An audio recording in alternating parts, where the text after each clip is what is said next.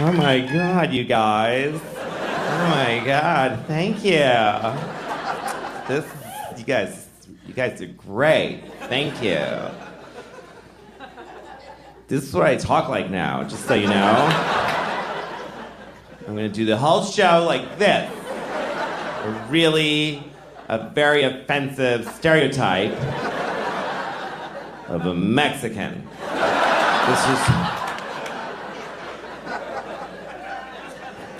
This is a Mexican at the border. Just let me in! Jesus! You guys are dicks in there anyway. Fuck you, America. Is that too high up, do you think? Sorry, I always like to stand just a little bit wrong, you know?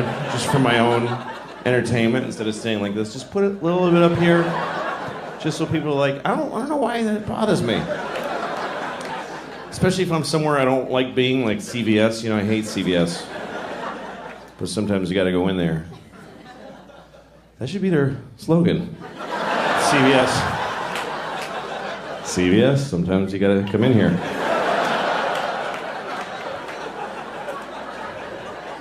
Or else you gotta get your wart Band-Aids.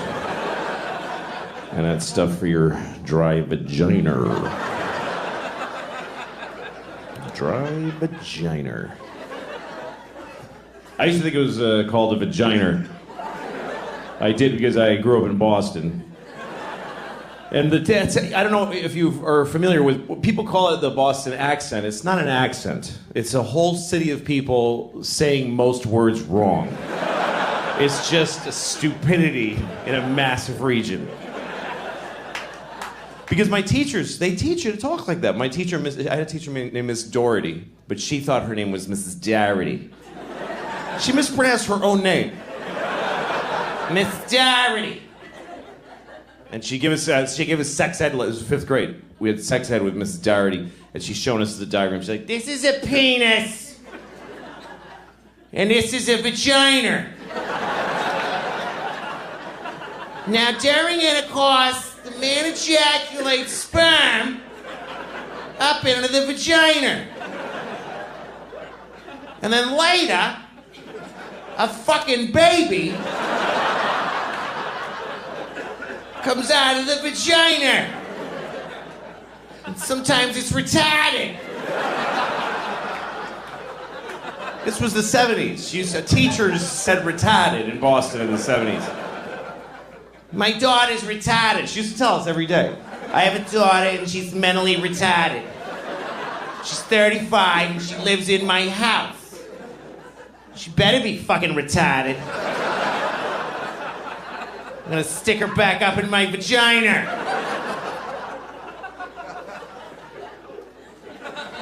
So I thought it was called a vagina until I was like 25. And I remember thinking it was like it's a vagina. It's like a thing that vagines, you know? Like you use it to I got a vagina in my driveway. I don't know, just got a vagina this new table I just made. That would make a nice table. Like you make a new table and then you take the 80 grid paper and you sand it, and then 120, and then you go, "All right, honey, get up there." And she just... It's like an old, like one of those Danish tables, or like a, ooh, nice old Italian table. "This table is very smooth because my wife have a very juicy boozy, and she vagina the table. And my family, we do this for generations, and we vagina." All right. So I'm 47 now, and yeah, I know that's about what it's worth. That's what that deserves. Woo. Woo. Woo. Yeah, 47 doesn't buy anything. 18, you can vote. 21, you can drink. And 47, you can just keep doing whatever. Just do it. Just keep being out of breath. One good thing is that I've let go of any dream of getting in great shape. Like, it's like a relief. Just because my whole life I've been like, well, it's someday I should really get in great shape. Now I'm like, what? Why would I do that? That's not going to happen. To me, the level I want to reach as far as the shape I'm in, I just want it to be so that if you find out that I died, you ask what happened. That's all. I want you to wonder what happened. I don't want to be like, oh, he died? Oh, yeah, well, sure. Sure he did. Sure he did.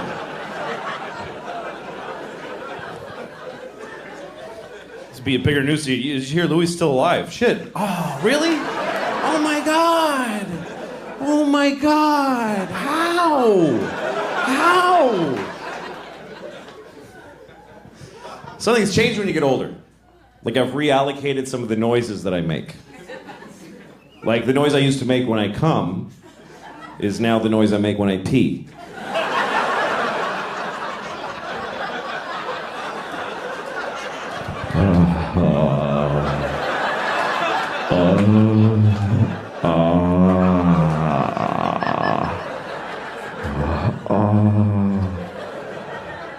Take it all, bitch. Very disrespectful to my toilet, unfortunately. Yeah, you like that piss, don't you, bitch? I'm gonna shit in your mouth too, because you ain't none but a shitty piss drinking toilet. Dumb bitch toilet. You ain't intelligent. You ain't even been outside. You sit there waiting for me to shit in your face. Got piss on your lips. You ain't even special. I pissed in 3 toilets today. You ain't shit. It's terrible.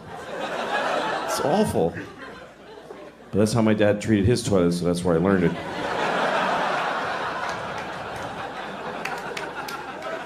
It's a shame. So that's the noise I make when I pee. And some of you might be wondering, none of you are wondering, what noise do I make when I come? So this is the noise I make when I come. I just go, It is done! Thing with clouds and lightning and crows. Ah! The circle is complete! Kind of intense. There's a little witch with white eyes going, and the child will be born! And I don't know.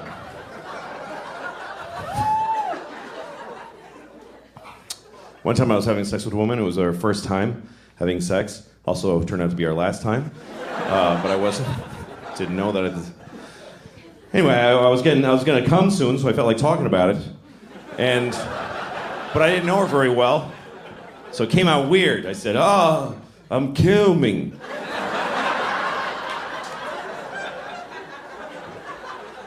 She's like, "What did you say?" Because I was back there. That's why she had to go like this. What did you say? What was that back there, Chief? What was that? Because I'm always back there. It's a weird thing to brag about. I'm always behind her. Every time. So they don't see me crying. It's weird having sex with a woman from behind because you don't know what's going on the whole time. I get kind of paranoid. You know, the whole time she might be like...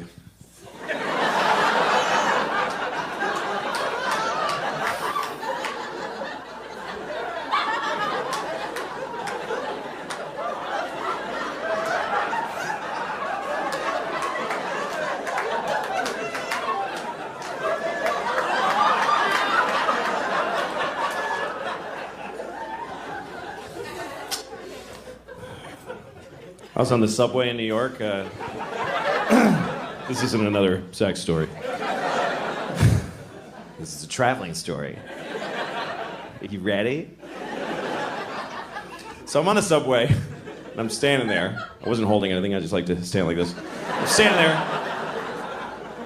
I walk around the city like this. Hi. So I'm standing there, and from behind me over here, I hear this. I hear, and I was like, ooh, okay. This is a crazy person. I mean, it's not a big surprise in New York. Then I heard it again. I was like, all right, I want to see the crazy person. Just want to take a look. So I look over, and it's not what I expected. It wasn't a big homeless guy with 2 sets of headphones that don't work or anything like that. It was a young woman. She looked like she was about 21. She's standing there. She's very kind of nice, properly dressed. She was very, like, Michigan-y or something. Very suburban-y, Michigan-y kind of thing. And she's standing there with a ponytail. And then all of a sudden she starts going like this. She goes, la la la la la la la. La la la la la la la. And I realized, oh, she's like a student, like a singing music student. And she's doing her vocal exercises on the subway. And you know what? It wasn't charming or nice. It was arrogant and rude. Because she just had this look like, I'm so cool because I'm studying music in New York City. And I just do my thing right on the subway every day. La la la la la la la, everybody. La la la la la la la, tired nurse who just did a 14-hour shift.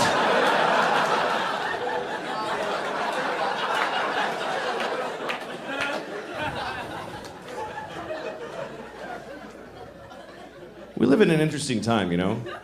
Because you can be on an airplane, you're like one of 200 passengers, you're on a flight, 30,000 feet in the air, in the middle of the flight. If you just decide to do this, you're sitting in your seat, and you just start going like this, you go, Mwah! Mwah!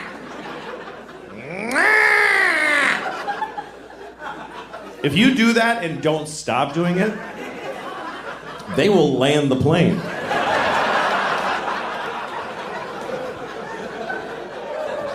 You can will a plane to the ground without a weapon or a threat. You don't even have to do that much. You can just sit there and just start going, down, down. Seriously, if you were on a plane and you just didn't stop saying down, down, down. Sir, is there a problem? Down, down. Fighter jets will appear. I mean, you'll go into the nearest airport. And then I guess you're in trouble, but what, they can't put you like in prison because you said down several times. They'd like bother you. Why'd you do it? Are you a terrorist? Why'd you do it? I just didn't want to be up anymore. Just didn't like it. I mean, I just said the word of the where I wanted to be. You didn't have to do it. It's just a suggestion. Jesus Christ. I was on a plane once and there was 2 babies on a plane. And other people. It wasn't just me and 2 babies. That would be weird. You get on a plane, there's just 2 babies.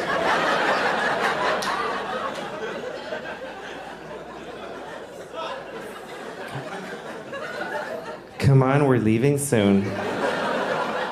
He's the pilot baby. I'm the other baby. No, it's all right. I'm not gonna... You babies have a good flight. But I'm gonna find another way to get there. Yeah, I don't like the way this was starting. Anyway, I was on a plane and there's these 2 babies and they're crying the whole time. Crying the whole flight, and that happens a lot. I don't think they knew each other, they're just crying. I've seen this on so many flights, I started to wonder, is there a reason for this? Is there like an actual reason why babies... So I looked it up. Turns out there's an actual reason why babies cry on airplanes, and it's because they're upset that gay people are getting married. Yeah.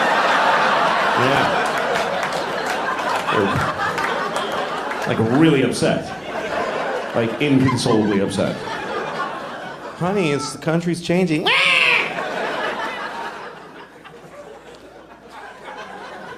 And I don't agree with them. I think if people are in love, they should get married. But they can't accept that. Because they're just, they're just being babies. Babies are selfish. They are. Babies are selfish. They just, meh. No baby ever goes, meh, but how are you doing, though?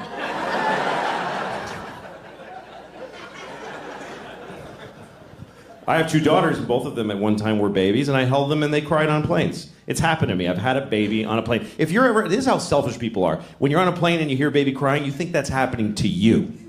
You're like, oh, this is gonna ruin my flight. It's gonna ruin it. Well, look at the parent, because that person is holding a crying baby on a plane, which means they've been traveling with a baby all day, which means they have a baby.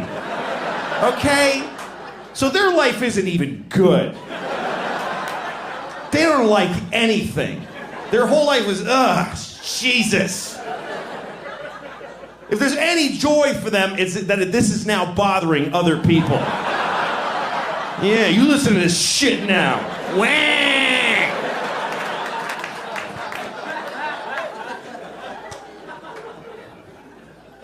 I remember one time my babe was crying on the plane. She was really upset. And this guy, some businessman on the plane, because businessmen always think that every flight is a private plane of theirs that we're all like piggybacking on.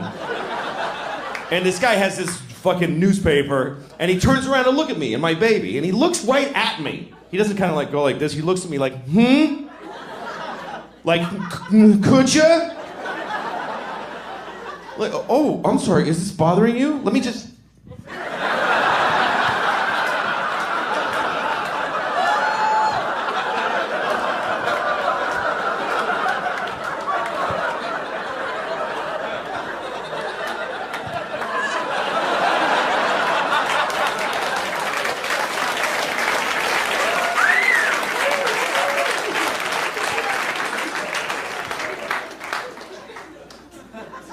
You all just clapped for a dead baby. You applauded a dead baby. Yeah. I have 2 children, 9 and 12 years old, both girls. They're both gay. I'm raising them gay. Most people raise their kids straight. I'm just gonna raise mine gay. They'll do what they want later, but as long as they're in my house, they're gay.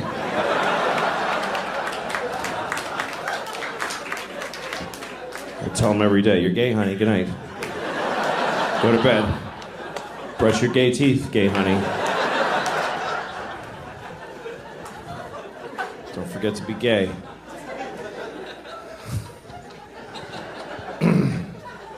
Having children is a big responsibility, and I've never really done very well at it. Made a lot of mistakes, some of them big, some of them small, you know? Like, I'm still a person, I still am an idiot, you know? Still, like, I got high one night, I got really high, because I don't do drugs, I never do drugs, never. So that when I do, they're way more fun.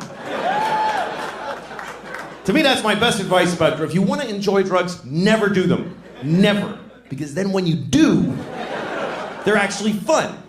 Because when drugs are part of your life, they're just another pain in the ass in your life. It's just, my drugs suck. I don't want to have that problem.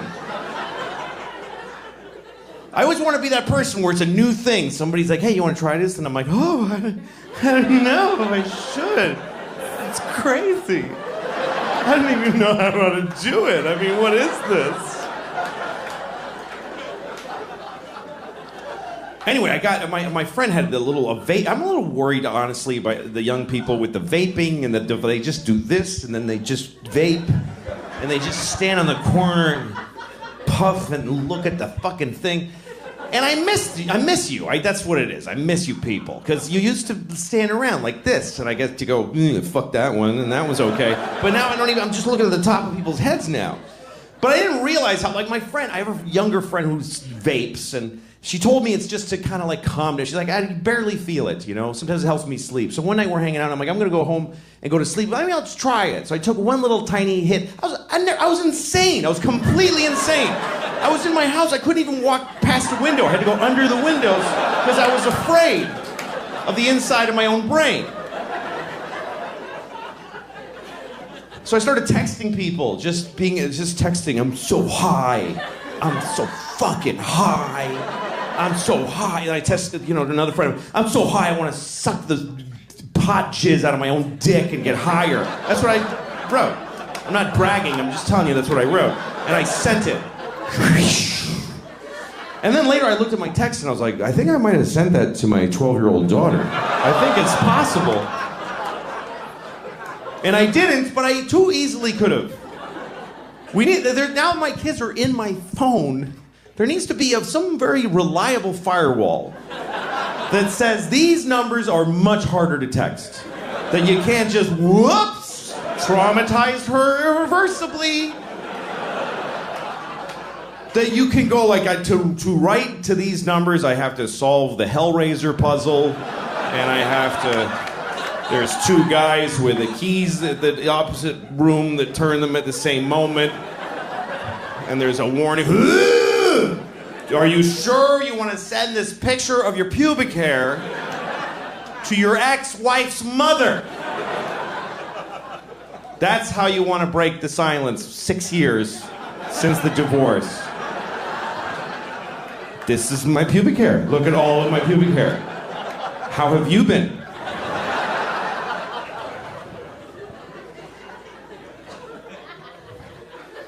I try to be a good dad, but like the life just kind of takes off. Your kids start, they get their own ideas, and my 9-year-old, she's just figuring out about lying.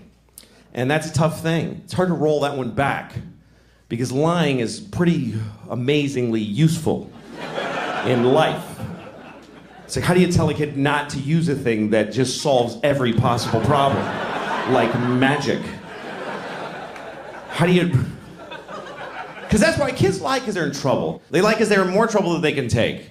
Because kids, when a 9-year-old lies, it's not for some weird Machiavellian, Do you know what my teacher said about you? It's interesting. They don't just make shit up. They lie because they're in trouble. And it's more than naked, because trouble is too much for a kid. Trouble, for grown-ups, we can take trouble. We don't care, we just go, oh, I'm sorry.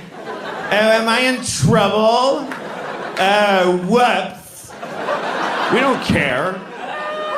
But to a little kid, trouble is like this horrible, did you take the chocolates?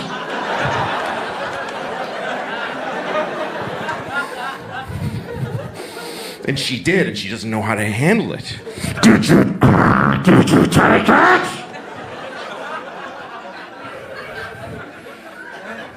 No. Well, all right then, have a nice day.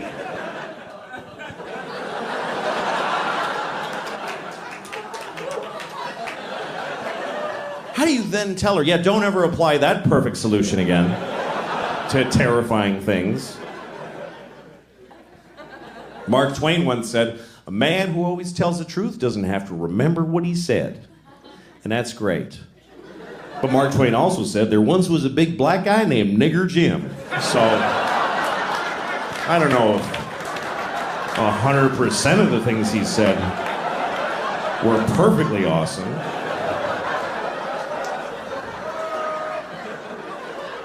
Really, Mark, Nigger Jim, you're gonna go with... That's the best you could do. To name yeah, kind of a nice ring to it, Nigger Jim. Yeah, well, it's a little on the nose, isn't it? Could have called him Black Mike. I mean, just a little. Take it down one notch of the... Thanks for that, Mark.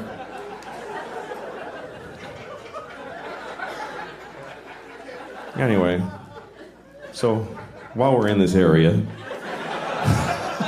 now that I know you guys are cool, no.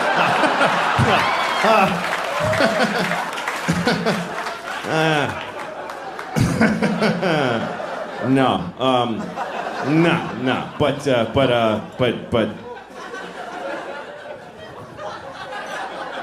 this is a story that takes place. I'm going to tell you the story. It's kind of a messy story. It takes place over a lot of years because it started with my friend Mike, who told me this story. This happened to him back in the 90s. He was going home for Christmas. And he lives in Connecticut. He grew up in Connecticut in some shitty shit town in shitty Connecticut. And he didn't like going home. He's one of those people, he came from a place, doesn't like it anymore. And he goes back, he doesn't know how to handle his family, And he came from a family of white racists that he doesn't like going home. But it's still home. So he went home for Christmas one year, and everybody's hanging out during the day, talking, having lunch. And his father and his brother both work at this factory, and his brother's grousing about his day at work. And he goes, yeah, and then this fucking nigger fell asleep with the forklift. And then my friend Mike heard that and he went, oh God, why am I part of this people? I hate this. And he felt bad. And then that night he's in the kitchen and he's having a warm milk or whatever. And I don't know why that's funny, but what that says about him. Yeah, because he's a pussy. No. He's just sort of having some time to himself, and his cousin comes downstairs. We're staying, and his cousin, he likes his cousin. That's the one person he always felt connected with. And his cousin's like, what's wrong, man? And he says, well, geez, I come home and I hoped that everything would be, normal, but then my brother says, oh, he's about the factory and this nigger fell asleep at the forklift. And his cousin goes, oh my God, the nigger fell asleep at the forklift? So this is the first part of the story, okay? So Mike tells me that story about how he's just not listened to by anybody in his family. And then later on, I get a job writing on a TV show for Cedric the Entertainer. Great guy.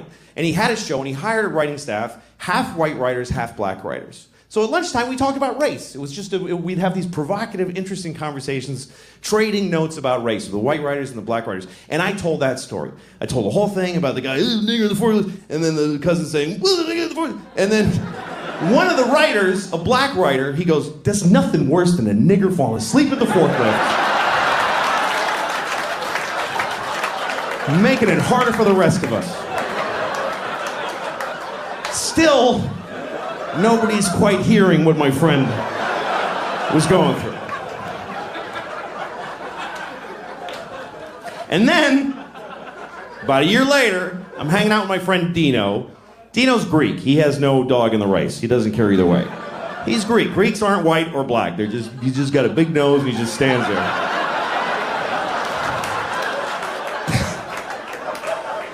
And I told Dino the whole story. I told him about the guy, the forklift, and and then the black, and then Dino says, how do you fall asleep at a forklift?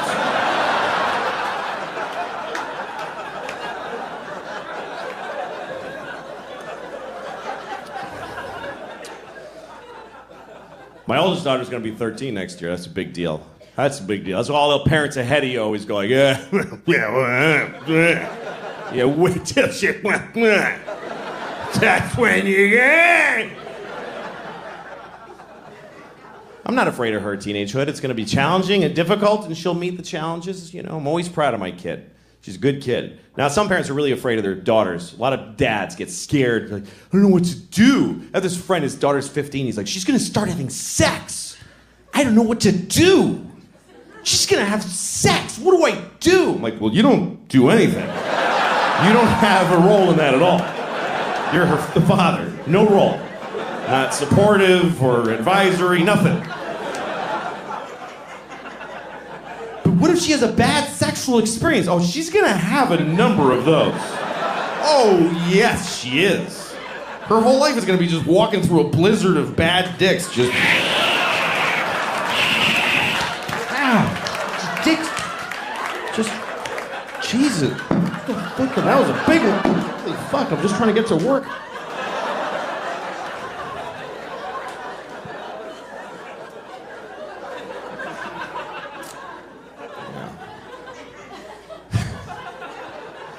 The little one, the 9-year-old, life's a little simpler.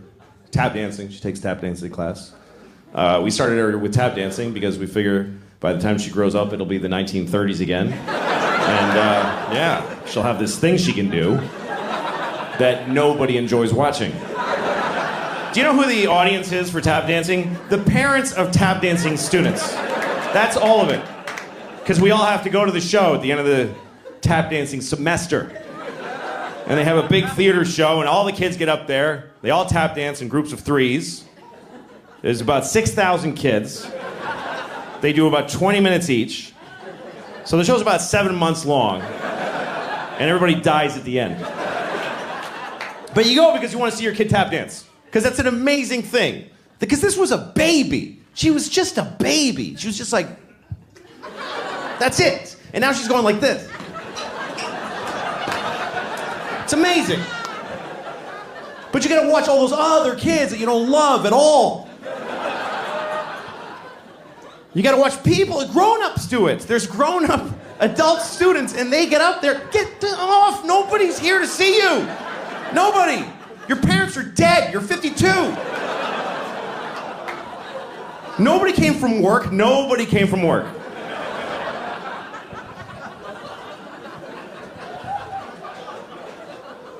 I take her every Thursday to tap dancing. And we go up to the school, and she puts on her tap shoes, and she goes in the room. I don't go in there, and she tap dances, and I wait outside. Because it's 40 minutes. It's not enough time to go anywhere. So I just sit there and listen to and she comes out, I'm tired of this. I don't want to go anymore. Good, don't. I don't want to bring you. Quit. Quit. I don't care. I don't push my kids into this shit. Because you got to do it too. I don't want to do it.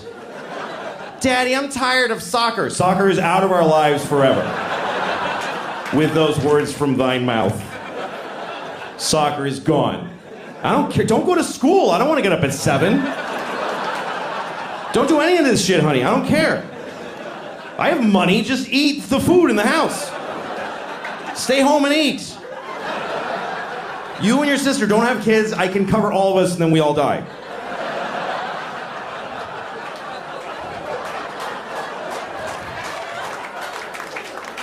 That's my goal. I want to make enough money that we can just lock the door and eat the food. That's it. Daddy, what are we doing today? Go to the food room and pick something out and go to bed. That's all that's required of you. People overthink this life shit. People get all knotted up. I don't know what to do with my life.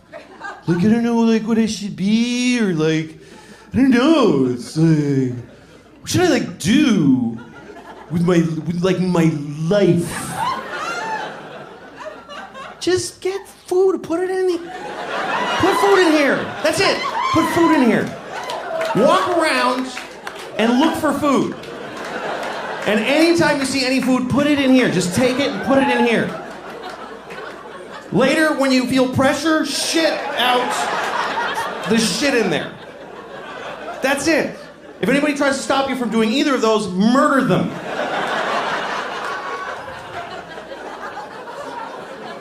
That's it. Doesn't have to be more complicated. Do it till you're died, till you're dead, till you're dead, died, dead. I don't know how long I'm gonna live, I have no idea. You don't really ever get to find out. You never get to go, okay, I'm dead, so 80. You don't ever get to have that thought. This is it. You get to go, this is probably it. That's your last thought. This is probably it right here. Yeah, well, we're all gonna die at some point. It's true, man. And you find out at some point, it's an interesting thing about human beings that we live with the knowledge that we're gonna die. I found out when I was 7 that everybody dies. My grandfather told me.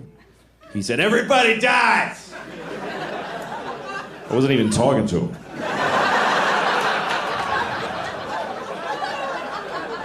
I was just trying to blow out the candles.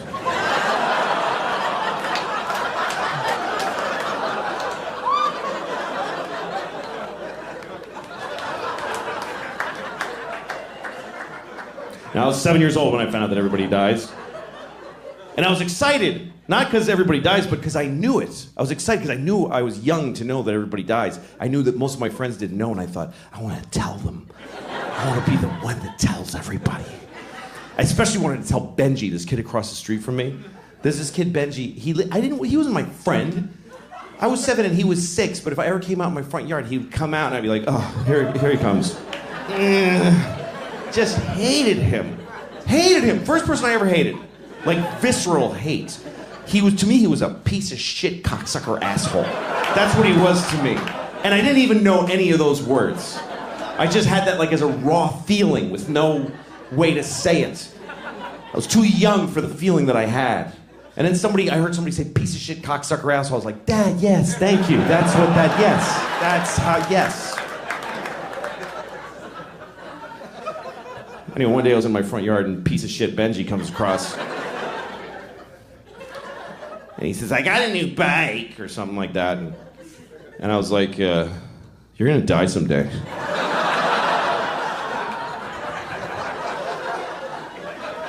And he was like, what?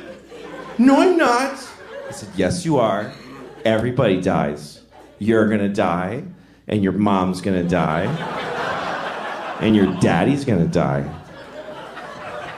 In that order. He was really upset, and he starts running. It's still funny to me. It still makes me laugh 40 years later. I can still see it so clearly, and it still makes me laugh. Run, Benji! You can't run from this shit, bitch! It's gonna get ya!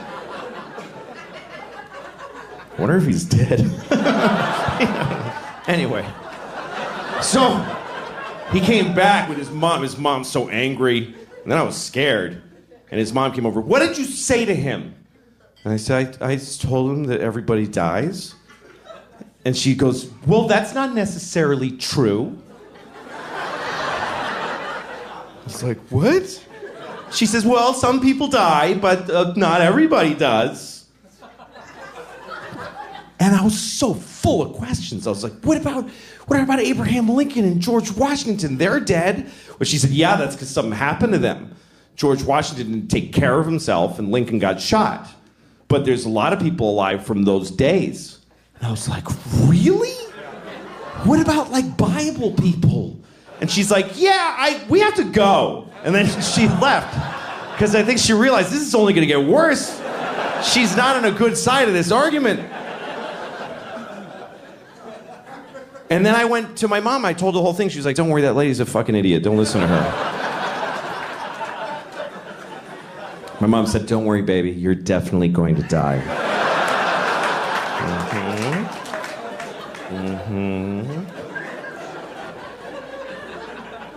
People from the Bible. I wonder if people in the Bible knew they were going to be in the Bible. Like, guys, this is totally going to be in the Bible. This is totally... You guys are going to get in the Bible, everybody. I'm going to get my roots done so I look good for the Bible.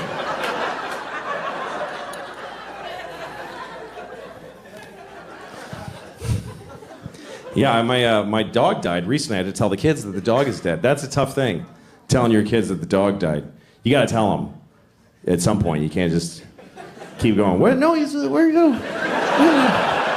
Whoa, there he goes. I don't know. He's that little scamp. You go get him. Told my kids the dog died, and we dealt with it. And I was proud of them how they expressed their feelings about it. They cried. I was proud of them how they dealt with their feelings and what they said about it and how they processed it. And I realized this was a positive thing. That's how you start thinking as a parent. A lot of things you don't think would be positive really are because a dog dying is an opportunity to deal with death with your kids. It's like a dry run for grandma. It is. It is. Dog dies, you talk about it, you deal with it. Later on you go, so you know all that stuff we talked about the dog? Yes, so grandma now.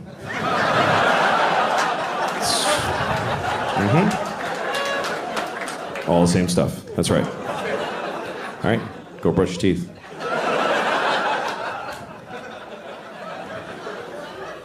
I had a dog when I was a kid, and he hated me. And it really hurt. It's a true story. My dog hated me. And I wanted a dog so bad. I was like 10 years old. I used to beg my mother for a dog. And she just would say, like, you had one when you were a baby and it died. It's fine. But finally she said, you can have a dog if you keep your room clean for a month. And I was so excited because I was like, I'm getting a dog. I told all my friends, I'm gonna get a dog. All I have to do is keep my room clean for a month. I lasted about a week and it just went to shit. I couldn't do it. And I tried like 3-4 days. I couldn't do it. And I got so depressed. I was like, I'm 10 and I already know my life is gonna be shit because I can't do anything. And finally my mom was like, well, get the dog. You're bumming everybody out. So she got us a dog. And the dog looked at me and he hated me on sight. And I worked hard to take care of this dog. I was kind to him and he still hated me, which hurt. That's why it hurt. Because he must have just hated like who I am inside. You could tell how he felt because he was very expressive. He was a terrier, you know, so he had eyebrows. Like I'd walk in the room and he'd go like, oh fuck, I can't. And he would just leave.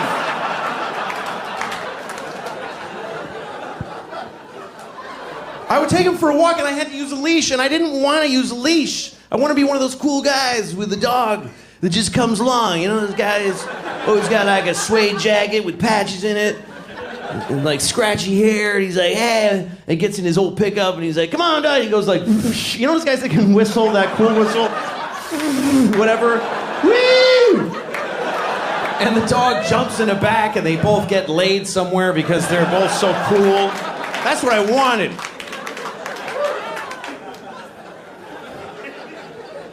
But my dog would go for a walk, and the leash was like taut, like this. It wasn't even like, yeah, we're friends. It was like, dude, how far from this kid can I get my face? He would be choking himself the whole thing.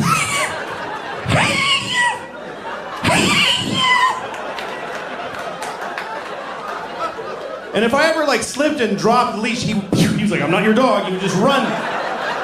He would run like a slave. He would just take off.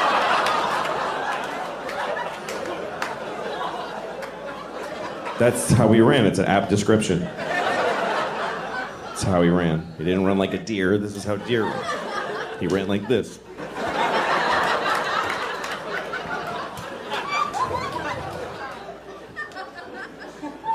He ran away so many times, and then we got a call from the pound. Hi, we have your dog.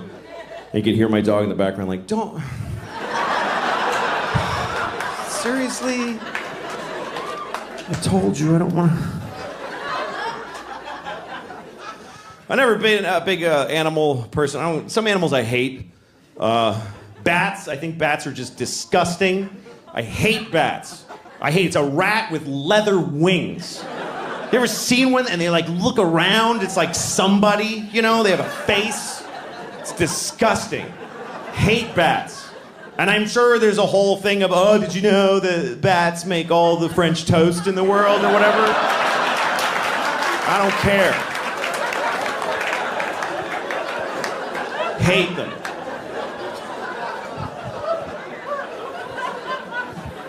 I had a bad bat experience.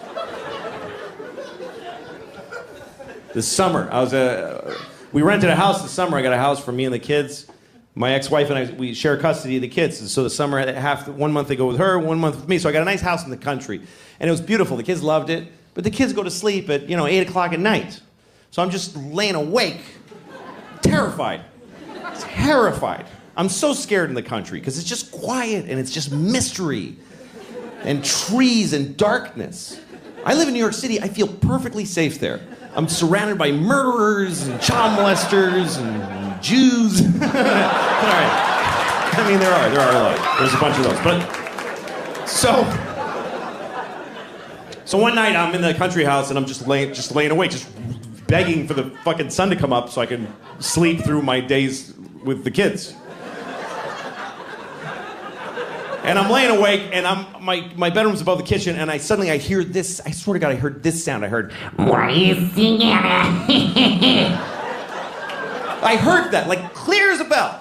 And immediately my heart is pounding. I'm like, I'm going to have a heart attack right now. Because there is a witch in the kitchen. First of all, there are witches. I have no doubt in that moment. There's witches. That's how easy it was to flip me over. There are witches. And there's one in the kitchen.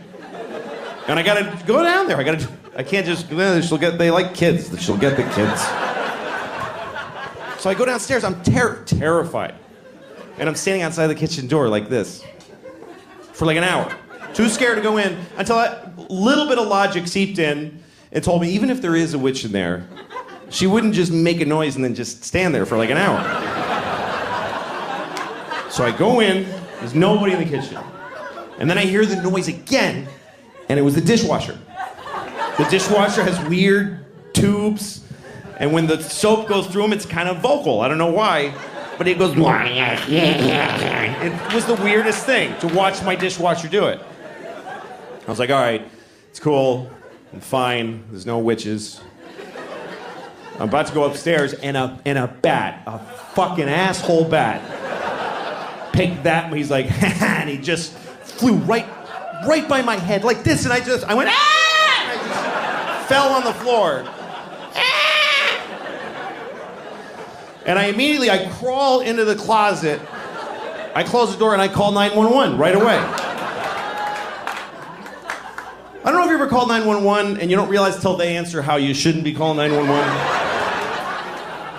911, tell us your emergency. Hi, I'm sorry. I'm very sorry to be bothering you. This doesn't qualify. The lady's like, sir, what's the problem? I said, there's a bat in my house. And I don't like it.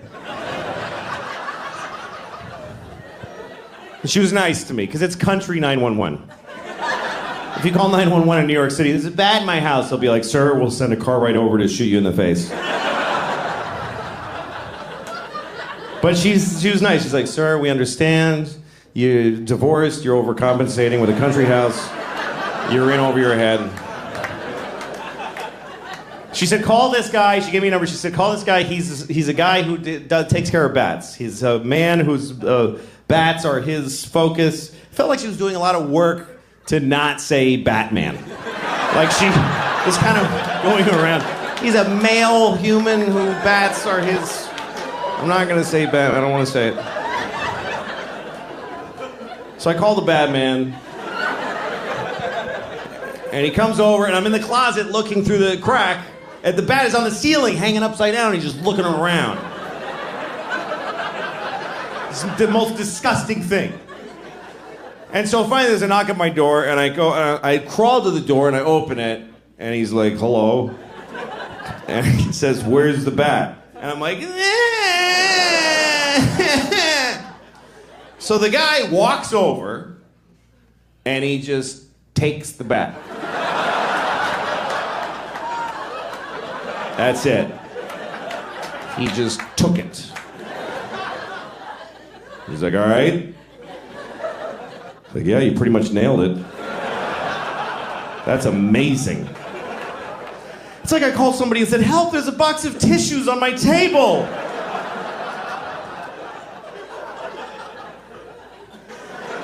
Oh, thank goodness. What a relief to have a man in the house. Would you like some sweet tea? Wasn't expecting company. Oh, my robe fell open. He saw my breasts. Ooh, what do we do now, Mr. Batman? You know, I'm kind of grateful to that bat now. Now that you're going to fuck me.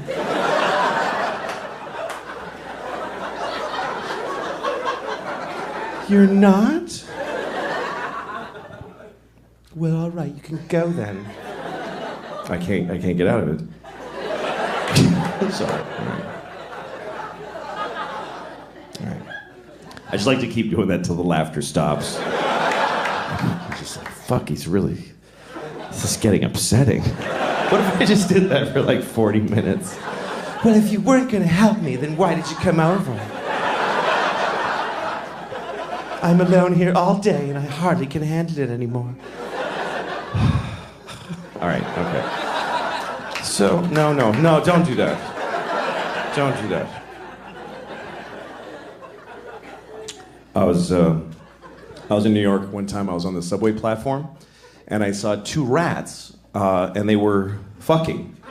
And I never saw that before. I'm like, oh shit, there's two rats fucking right there. And so I watched them, because you can watch rats fuck. It's not a big deal.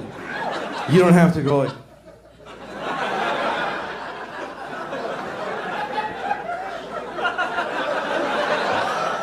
You can really just totally just watch them. Let's see. Anyway, I'm watching them. I'm just curious. I mean, it wasn't surprising how they do it. It's not like she's on top going,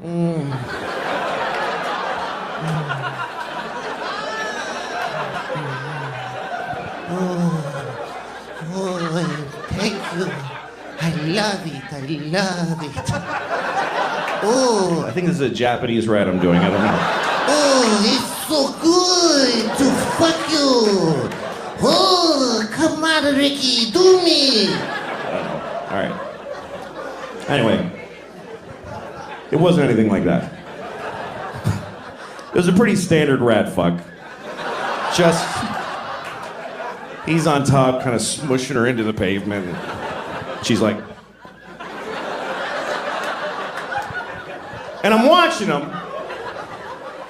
I didn't like miss my train, just while I was there. Because I was curious. That didn't turn me on, I was just curious. Because I want to know, what is it going to be like when he comes? That's what I wanted to know. What is it like when a rat comes? Is it just a biological thing, just a dispassionate kind of just me, and then he just goes home? Or is it like, oh, fucking yeah? Is it like, is it, is it ecstasy? Is it an orgasm? And I told that story to a friend of mine, and she was like, well, what about the girl rat? What about her orgasm?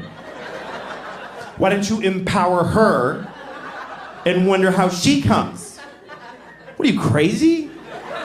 Girl rats don't come. There's no way the girl gets to come when rats fuck. First of all, he's not gonna hold out for her. He's not that kind of dude, you can tell. He didn't give a shit. He's gonna fuck her and leave. He doesn't even know her name. He's not sitting there waiting for her and trying to think of things to not come, like giant garbage bags with no food in them or whatever. And even if he did, she's on a subway platform in front of people. She's not gonna be able to get to that place, that inside place that girl rats need to find their orgasm. Because I know what girl rats need. I know how to make a girl rat come. I do. You just pick them up and hold them upside down and you just...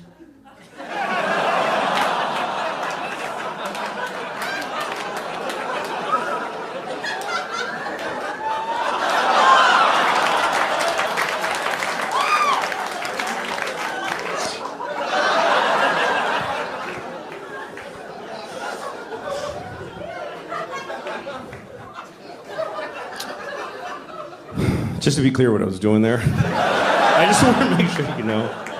I spit in her mouth while I played with her little asshole.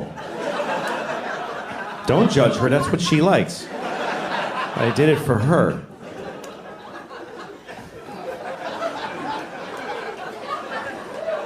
I was watching The Wizard of Oz with my daughters, and I know that's a weird couple of stories to put together.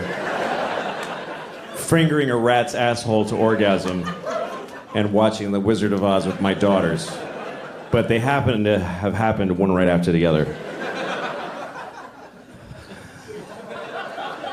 Most things that I do right after I made a rat come. That's what I do at night. It's the only way I try to help. All right. So, let me just tell you this first. I was at a place eating dinner in New York, and I heard these two women talking, and one of them is talking about the guy she's dating. They were about 21 years old, like NYU students, and so she's talking about it. A lot of times I'll hear this, a woman talking about the guy she's dating, and she runs down the stuff that's not satisfying. The things she doesn't like. She's like, he's just, I text him, and he doesn't respond right away, and then when he does, it's whatever. So that's weird. And then I saw him and he's just being weird. And so then he calls me, he's like, I'm sorry I'm weird, because it's weird right now. And I was like, whatever. It's just weird. And then I'm listening because I want to know, what is her friend going to say? I want to know what kind of friend she has, And her friend just says, he's a piece of shit. He's a piece of shit. He's not good enough for you because you're amazing. You're amazing. So he just can't handle how amazing you are. And I remember thinking, that is a shitty friend. That's not a good friend. That is not a good way to approach life. I'm amazing. And anybody who doesn't text me back just can't handle how amazing I am. She's a student. She's not Nelson Mandela. She's in college. I'm sure she's fine, but you're amazing the way you take classes. What is so amazing? She's kind of boring, he's kind of a douche. It's fine. They're fine. You need to know that you're boring a little bit. It's important. Self-love is a good thing, but self-awareness is more important. You need to once in a while go, oh, I'm kind of an asshole. You have to have that thought once in a while, or you're a psychopath. When you say to a friend of yours, you're being an asshole. And they're like, no, I'm not. Well, it's not up to you if you're an asshole or not. That's up to everybody else. You don't get to say no to that. You're an asshole. No, I'm not. Oh, sorry. I thought, okay, I'm glad I checked. I guess you're not. If somebody tells you you're an asshole, you should go, oh, shit. All right, what happened? How did I get here? It's like somebody saying, you got something on your face. No, I don't. It's like America. I feel like America is like the world's worst girlfriend. America is like a terrible girlfriend to the rest of the world. Because when somebody hurts America, she remembers it forever. But if she does anything bad, it's like, what? I didn't do anything. America, why do you keep bombing those people in Yemen and all these? Go, it's 9/11, okay? 9/11. Shut up, asshole. Okay, well, you killed hundreds of thousands of people, so I think, yeah, no, but 9/11. Fuck you. You didn't understand. Yeah, but you're torturing people. It wasn't even torture. Oh my God.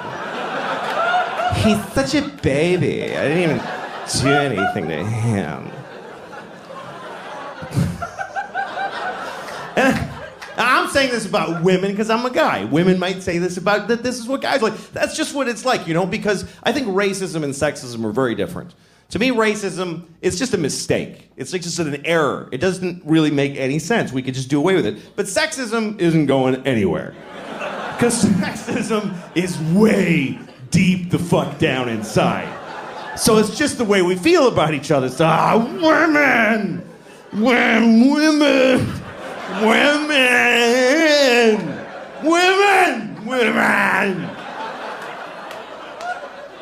And you're like, man.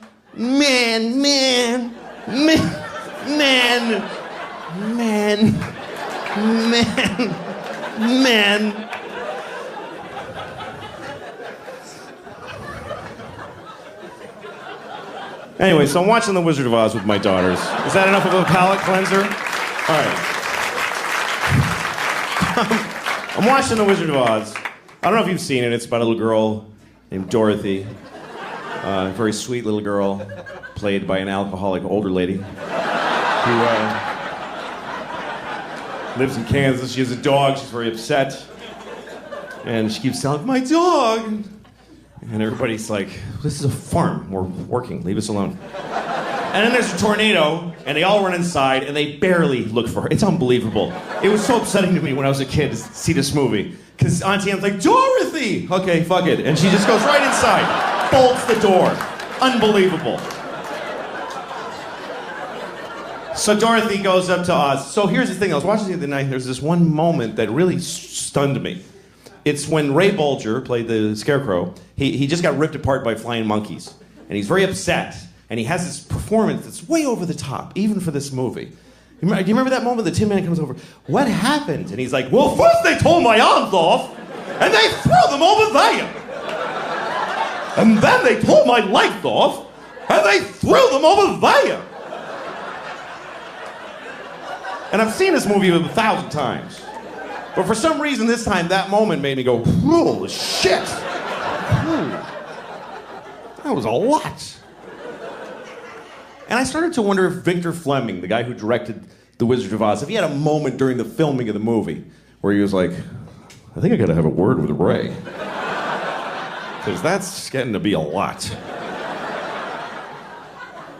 All right, let him do another one. Okay, action. What happened? Well, first they tore my arms off, and they threw them over there.